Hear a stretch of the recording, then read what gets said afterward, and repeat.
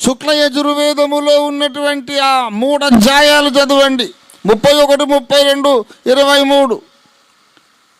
చాలా స్పష్టంగా ఆరంభ వచనాల్లోనే చెబుతాడు. ఒక మహాపురుషుడు ఉన్నాడు, అతడు విరాట్ పురుషుడు, అతడే తండ్రి, అతడే కుమారుడు, అతడే శబ్దము, అతడే జలము, అతడే సూర్యుడు, అతడే వీర్యము, అతడే సర్వము, అతడే ప్రాణము, ఆయనే సర్వము, ఆయనే సర్వము.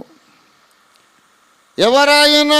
ఆయనే కుమారుడు, ఆయనే తండ్రి. యేసుక్రీస్తు ప్రభు వారు వచ్చి చెప్పారు, నేను దేవుని కుమారుడను.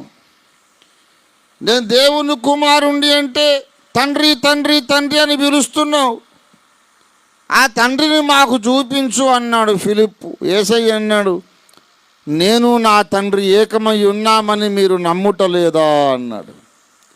అతడే తండ్రి, అతడే కుమారుడని వేదము చెప్పింది. నేను నా తండ్రి ఏకమై ఉన్నామని యేసు చెప్పాడు.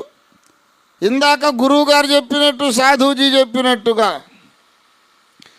భారతీయ పురాణములు, వేదములు, ఉపనిషత్తులు, శాస్త్రములలో, సనాతన గ్రంథాలలో ఉన్న సకల అభివర్ణన నజరేయుడైన యేసుకు అతికినట్టు, ముమ్మూర్తుల 100% అతికినట్టు సరిపోతుంది.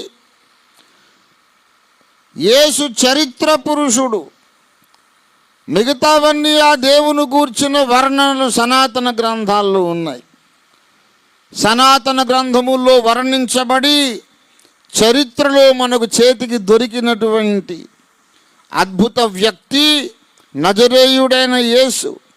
ఆయన దేవుని కుమారుడు. దేవుని కుమారుడు ఎందుకు దేవుని కుమారుడు అంటే, వేదము చెప్పింది ఇది కూడా దేవుని నోట్లో నుండి శబ్దరూపిగా బయటకు వచ్చాడు.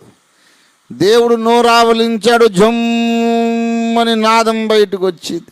ఆ నాదము పురుషాకృతి దాల్చింది. దేవుని నోట్లో నుంచి శబ్దముగా వచ్చాడు కనుక అతడే కుమారుడు.